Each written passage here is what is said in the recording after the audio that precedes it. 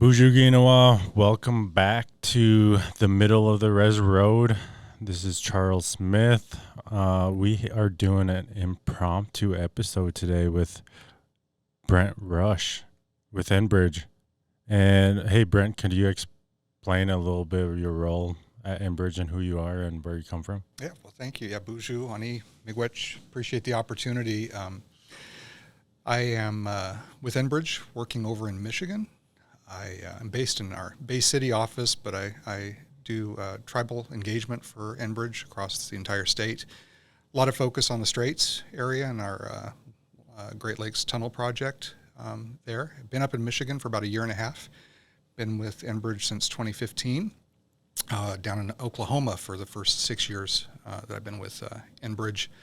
I'm a member of the citizen band Potawatomi tribe down in Oklahoma, and what drew me to Enbridge was actually doing some work with the tribes when I was in Oklahoma, and then doing even more when I got up here to Michigan. So, miigwech, appreciate being here. I appreciate you coming on. Short notice, even. Can you? So before we started the episode, you were telling me about being on the news before. Yes, so I really enjoy this. This is my first podcast, for the record, but it's taken me back a little bit. I was a news reporter for 12 years out in California in Bakersfield, and I'm going to be dating myself a little bit, but I worked for Buck Owens, and I think some of the older folks listening might recognize that name from the old show Hee Haw.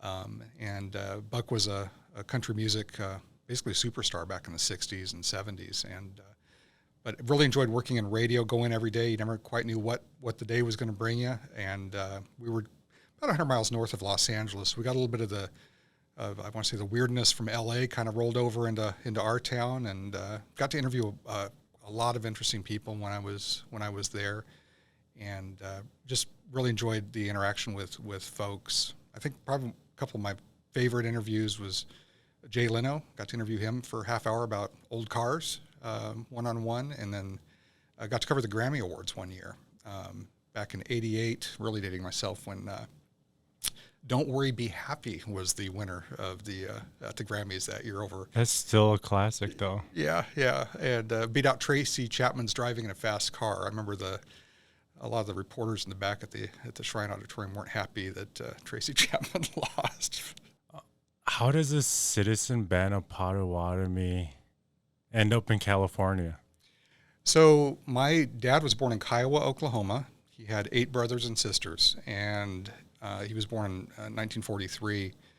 And he was part of that Dust Bowl migration that forced a lot of families out of the Midwest into California. Very poor. He, with his brothers and sisters, picked cotton, ended up in the labor camps in Arvin outside of Bakersfield, Sunset Labor Camp, and my family was profiled in a magazine way back in the day. I've got a copy of it, of how they were surviving through those tough times.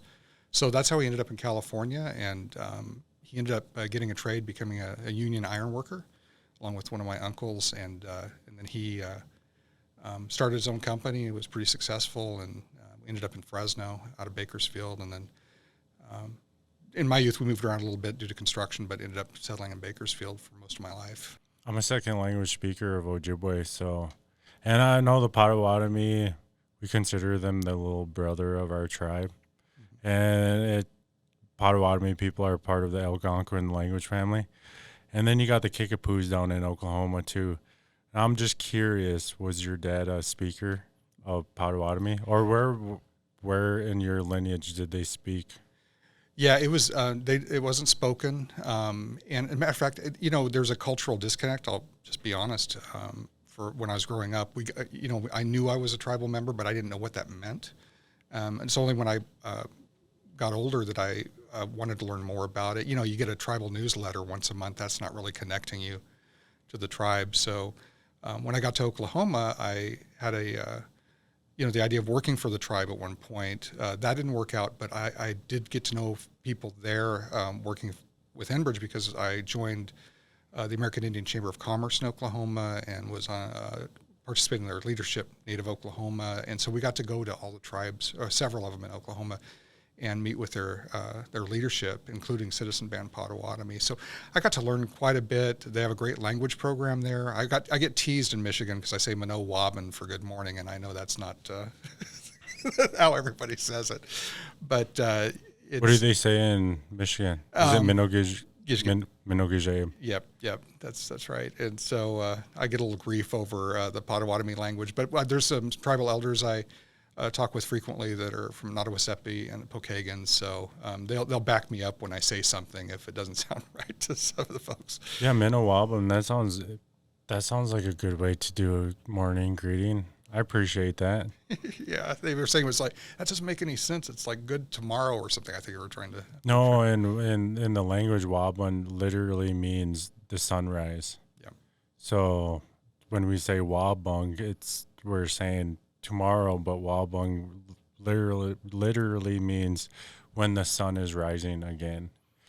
Yeah, well, I enjoy getting teased on this language stuff because it means, obviously if you're teasing one another, there's a good, relationship there. So no, but when you said that, I was like, dang, that is an interesting way to say. I might have to ask the elders if they use that ever.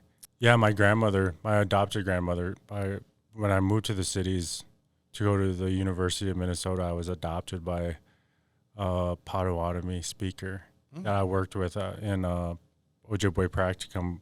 Worked in Nundagakendan Wichoi Nundagakendan. It's an immersion pre-K program, and my grandmother, she would go in and out of Potawatomi all the time, so she could speak both Potawatomi and Ojibwe, and she would navigate both languages. And no, I understand that. So that immersion's the way to do it. Yeah, there's some great resources now. Mango is an app or website, but they offer Potawatomi language courses through that as well. But you can take them, but for me personally, it's just tough unless you find others you can really speak with frequently to kind of immerse yourself in it. So I would think it would be just a little bit different. So my professor at the U of M, he's from Oklahoma, so it was one of the first people that I ever met from Oklahoma. I had a regular interaction with them, and the slang from Oklahoma. Yes. So I started saying y'all, and so I'd come back home and I'd just say y'all, and they would be like, "Why are you saying y'all?" I'm like, "It's easier to say that than you all." So I'm just saying y'all. And then as soon as everybody started using it around here, I stopped using it because I was like, I'm not going to be part of that anymore.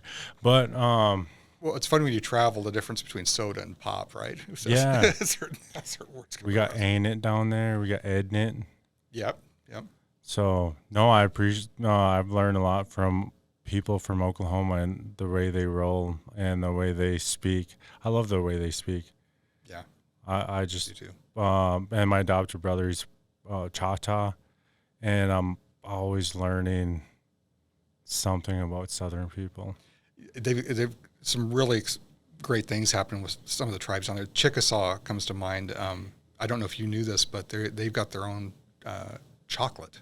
It's called Bedre chocolate. Bedre. The Chickasaw Nation puts out. It's Bedre, and folks want to look that up. It's really good chocolate, and they sell it all across Oklahoma and maybe beyond that. But it's neat to see businesses like that and some of the tribes coming, doing some really interesting things with some of their tribal enterprises. Yeah, Oklahoma seemed like they were really well represented at the Res 23 Summit. Have you ever been to the Res Summit? I have not been to the Res Summit. You gotta check it out. Yeah, we had Oklahoma's always doing something. They always have Cherokees are always doing something big, especially at the Res Summit. Or what I've noticed, it was my first time going down there, and they seemed like they were all over the place. Yeah, I know that a lot of folks went. I just didn't have the opportunity to go. And the American Indian Chamber had the gathering they call it each year. I think they just had it. Might be next week, actually coming up. That I would attend frequently. And I know coming up this fall, one that I'm going to down in Oklahoma, in Shawnee, Potawatomi Nation's hosting is a repatriation conference. They do annually. They did the last one last fall in New Holland, Michigan. Really great conference talking about efforts for repatriation. So on the American Indian Chamber of Commerce? Mm-hmm. How many tribes are a part of that? So there are 39 federally recognized tribes in Oklahoma. Not all the tribes are directly members of the chamber. A few are, but you do have a pretty good representation of from every tribe throughout the membership with businesses, and it's comprised of native and non-native members. But it works well because people really connect, and they actually connected with Australia of all places. Brought in a delegation from Australia, and I talked with one of the business owners from. Native business owner from Oklahoma, and he ended up getting a multi-million-dollar contract in Australia through that connection. So the American Indian Chambers, I know there's one in Wisconsin. There's one starting up in Michigan. I understand, and I just think they're just a great resource for folks to connect. So Yeah, and I'm curious. So you're getting to know your people. And with that, the Supreme Court decision last year gave back like half of Oklahoma. Yeah, the McGirt decision, yes. Did that affect your tribe at all? No, it was focused mainly on the five tribes that on the eastern side of Oklahoma: Cherokee, Seminole, drawing a blank, but Chickasaw, Choctaw, I think, directly. But it has repercussions, obviously, across all of Indian country with sovereignty, and so the Citizen Potawatomi and other tribes are watching it closely and continue to. But yeah, it didn't have the direct impact. But it was mainly around a criminal case in Oklahoma, and it really almost immediately threw the state of Oklahoma into a bit of a spin. I bet. with That's the tribes. That was huge. And so how does that? So you're going down to Oklahoma for the Chamber of Commerce meeting. It's a repatriation conference. It's not through the chamber. It's a different meeting. Are you doing the Chamber of Commerce meeting? I'm not going, but we have some folks from Enbridge that will be attending. Yeah. I don't know if you've met since that decision has happened. Has that been brought up at the Chamber of Commerce decision? Yeah. It's been talked about, and they've had legal experts come in and do some presentations. But I mean, bottom line, it's a win for sovereignty, right? And so it's one that hopefully will be built upon. But don't want to get too political here, but I know that there's just some challenges with the tribes in Oklahoma with the state. So probably that's true with every state, but there's certainly some things they've got to work out on the aftermath of that decision still. So I'm curious about tribal engagement. So you're learning who you are as a Potawatomi person, and you get into tribal engagement. And, you bring up an interesting word, sovereignty, and I can't attend any of our band meetings and sovereignty doesn't get brought up, or I can't do any work with the chairman without him bringing the word sovereignty up. So how does sovereignty play into tribal engagement at Enbridge? It's such a core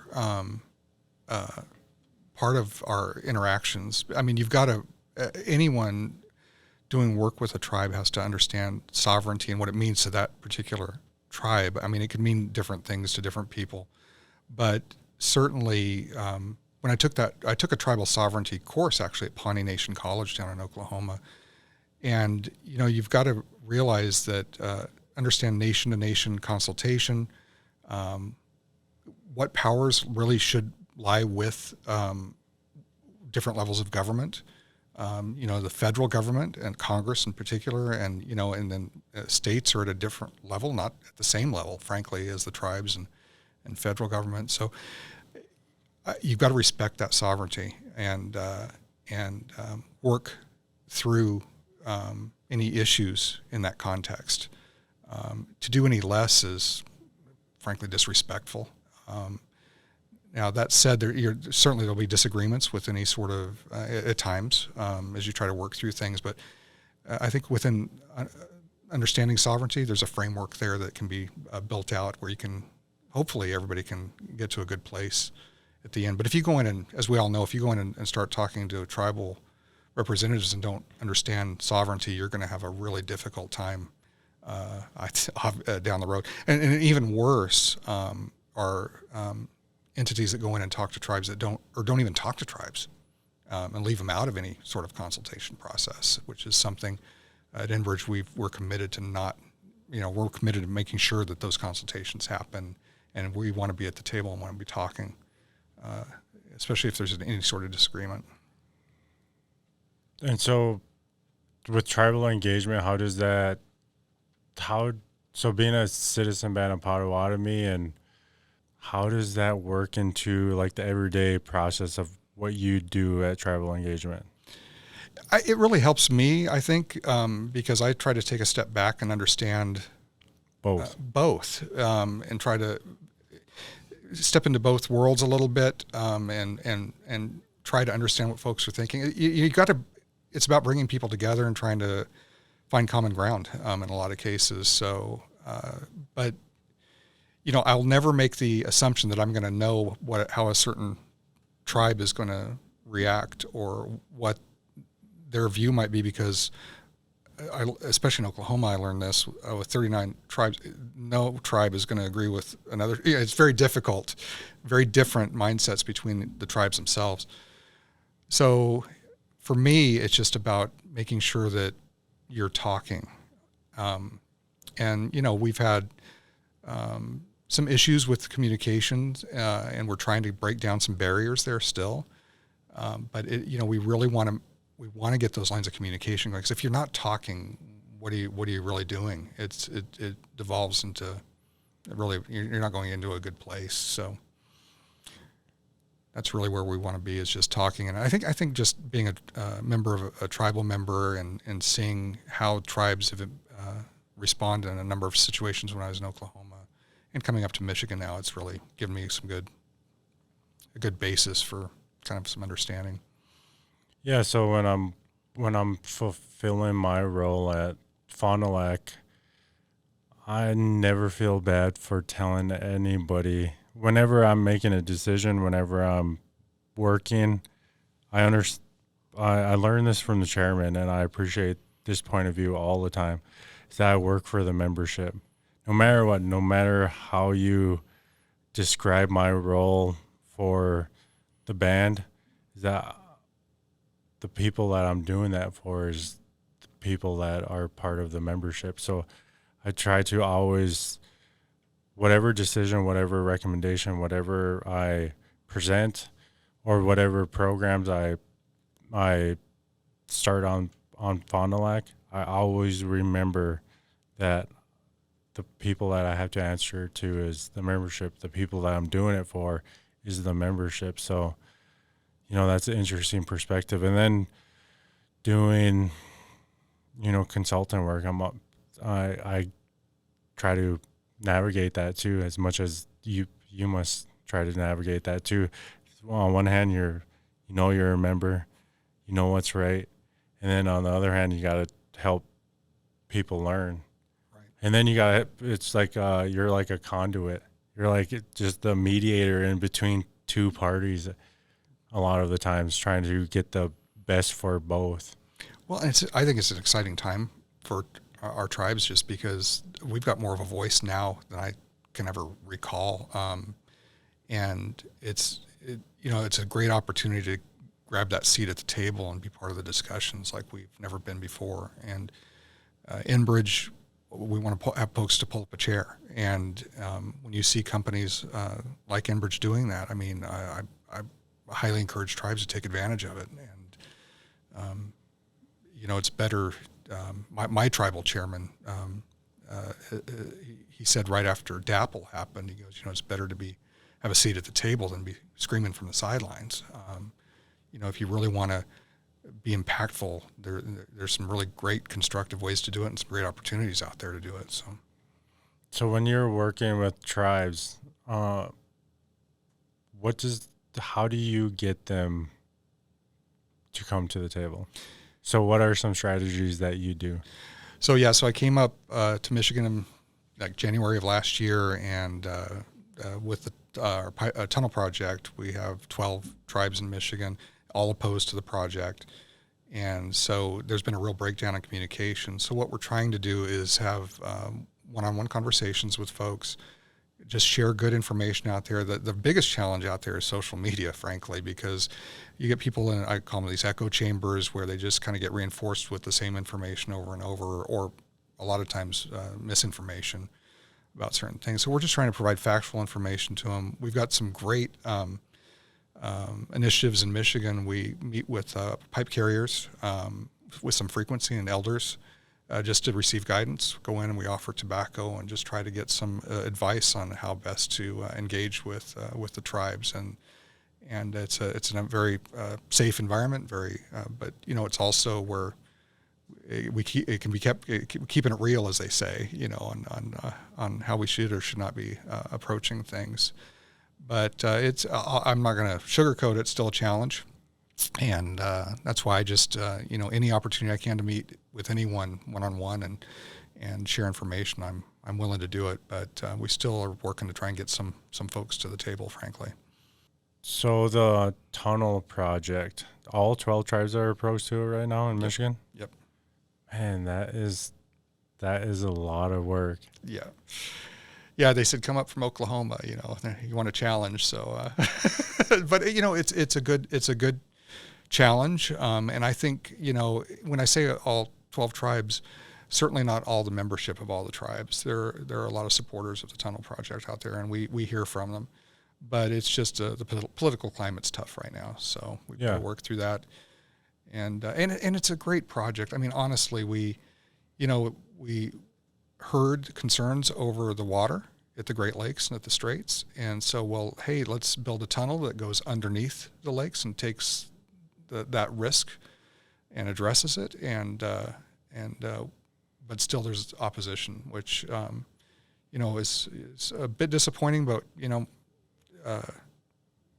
people have their views, and we just need to convince them, hey, you want to protect the water. That this is a $500 million project that's going to do it, and there aren't a lot of companies that would want to step up and frankly do something like this. And I'm lucky to be working for Enbridge and at a company that wants to and knows it's the right thing to do.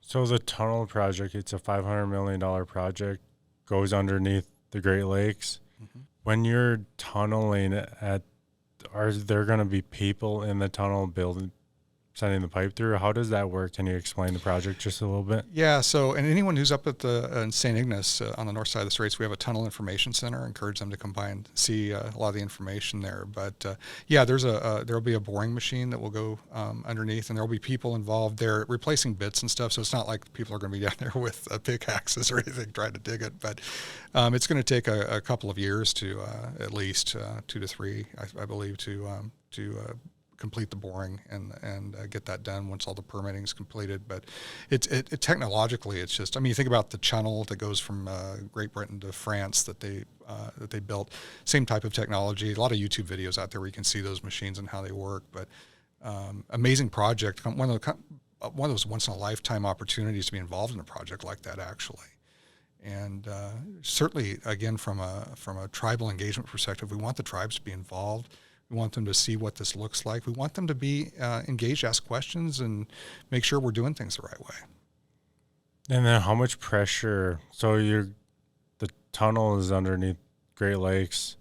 How much pressure is down there within the tunnel? I'm not going to be able to answer that specifically. I'd have to look that up. But I can tell you that once the tunnel is completed, there will be an actual a little rail system in there, or scratch that. Once the tunnel is completed, there'll be a vehicle that can go back and forth for maintenance. But it's my understanding the atmospheres will be fine for people down there. But during construction, there's going to be some pressures and atmospheres that'll they're going to have to be taken into account. Interesting. Yeah. Ma'am, is there any other where can you get this information besides the information center? So if you go online at enbridge.com and you can do a search for the Line 5 Great Lakes Tunnel Project, and you'll find all kinds of information. We update information every week with some stories about things that are going on, all kinds of facts and figures there that people can pull up. And if anyone's interested and wants more information, they can reach out to me as well, and I can share information with them. So the 12 tribes that oppose it, is there going to be work specifically set aside for any of the tribes or any of the say construction, anyone in construction, laboring, or whatever? Definitely. Yep, that's part of the plan, and it's still in the process of identifying the main contractor for the project. So we haven't landed on percentages or numbers around that yet, but that's certainly something that's going to be built into the project. Yes. Do you guys do tarot hires over there? Yes. Like, so when you're working within the... Yeah, so we have dedicated staff with our supply chain management team, and they work with tarot officers, specifically on indigenous contracting. So in my role, I will see proposals for work where our internal project managers have to take into account tribal spends, native businesses, and we have a database internally, and we make recommendations. And if they don't use a native business, they have to justify why. But generally speaking, we've got real great support from our projects and our operations folks within Enbridge to increase our amount of native business hires, both contractors and even we've got initiatives to try and increase our workforce with native hires too. Down in Oklahoma, do they do tarot too? Yeah, and it's different. I mean, some tribes have a tarot office, some don't. Like Osage doesn't, for example, but I think Pawnee Nation did. So wherever there's a tarot office, we work with them. Yeah. And you're talking about sovereignty, you're talking about tarot, and you're talking about tribal rights and treaty rights. I'm guessing that when you started learning a lot of this, it was like, man, people have to know federal law, state law, tribal law, acts, legislation and all that. And it's crazy, people, I don't think people really understand what it means to be a tribal person at times. Because if you're a member, some obscure federal Indian law. No matter who you are, some, if it's Indian education, if it's, state, anything to do with the state, any treaties, anything. And then you go into state laws that are specific to, some of them are still on the books, and it's crazy that some of them are still on the books and super racist against American Indians. Yeah. And then you go into tribal laws, and it's really difficult to be a tribal person. In the sense of how much you have to know, how much you're forced to know to be a part of the tribe or to know what rights that you have, and then you got to keep on learning. So you like learning the tarot thing. I didn't know anything about tarot until I started working at 18 years old. I didn't know what that was. I didn't know I had those kind of rights, but I don't think people who aren't members can really appreciate how much an actual tribal person actually knows about these obscure laws. Well, and you have to know to protect the rights, right? Make sure they don't get eroded away, which tends to, unfortunately, can happen. So, but I mean, it just goes back to as well. I mean, so much is not taught in schools about tribes, and I think people need to learn more, just in general, have a better understanding. And you don't have to go back too far, as you know, in time. And then, I mean, there's still stuff on the books, like you say, but there was some pretty egregious stuff that has been on there fairly recently, so that it wasn't appealed. Even with cultural practices, right? I mean, where you couldn't even do certain things. So a lot of work to still be done. Dude, so what are some of the victories you've had recently? Yeah, I think some of the real positive outcomes we've had is going back and meeting with the pipe carriers and the elders, and I was presented with an eagle feather a couple of months ago for the first time, which was amazing. Of course, with our elders and the way they kind of tease each other, I thought I was getting punked, but it turned out to be a really good thing. And then we've got some really great initiatives up at the Straits. We've got a work in progress with a nonprofit, a native-owned nonprofit, where they're going to be looking at putting a ceremonial lodge in place up at the Straits. I'm still working on a lot of the details on that, and just trying to find ways to really support the Native communities. We have a grant program And so if anyone out there in Michigan, tribal members interested in learning more about that, reach out to me, and we can definitely get some information to them.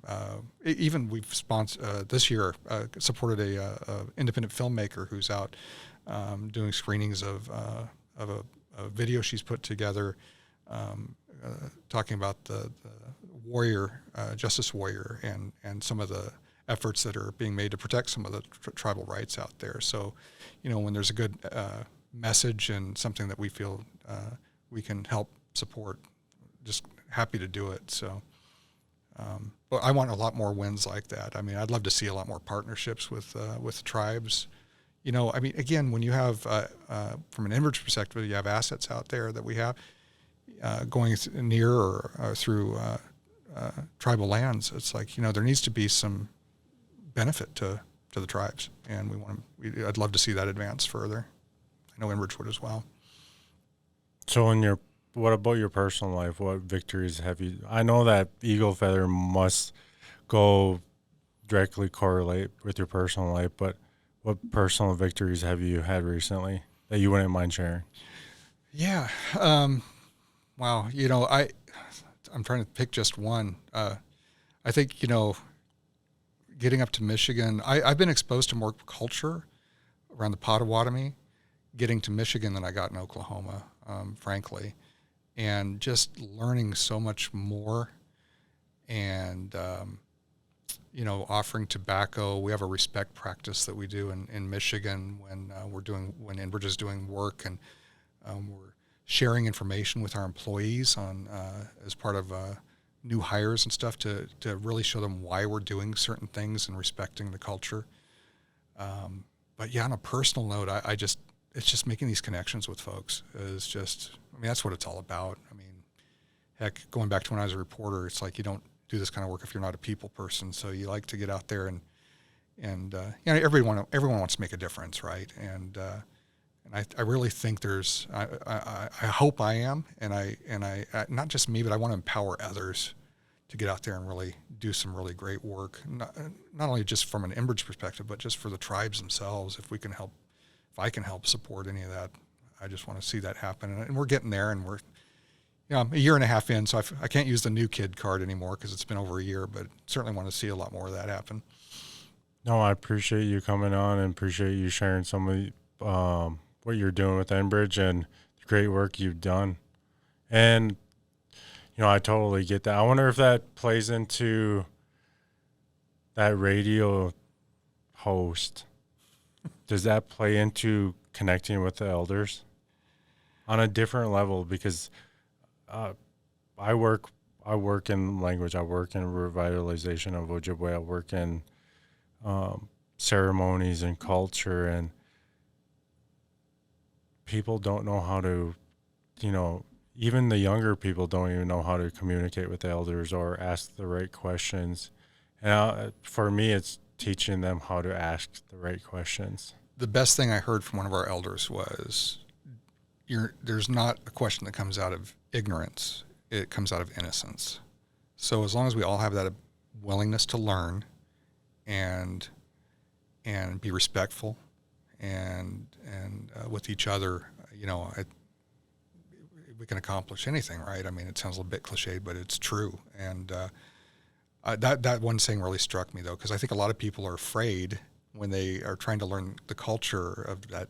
I'm going to look stupid or whatever, that ignorant side of things. But the elders, everyone I've dealt with, have been they don't think that way at all. So if anyone wants to learn more about their culture, feels a little disconnected, find an elder and talk to them. Trust me, it'll be the best thing. Well, I appreciate that. And I think we can end this episode right there. That's perfect. All right. Thank you. Thanks, Brent. As we say on the podcast, and here's the thing that we say on the podcast when we end the episode, this is Ojibwe, so you can take this back, share this with the Potawatomi people, tell them this is how we do our Ojibwe salutation. We either say Gigawabaman, which means I'll see you later, but I like throwing out Weweni Sana. Weweni Sana in Ojibwe means take care. We say Bama P. I'm with our elders, and of course Miigwech. Thank you. How Miigwech.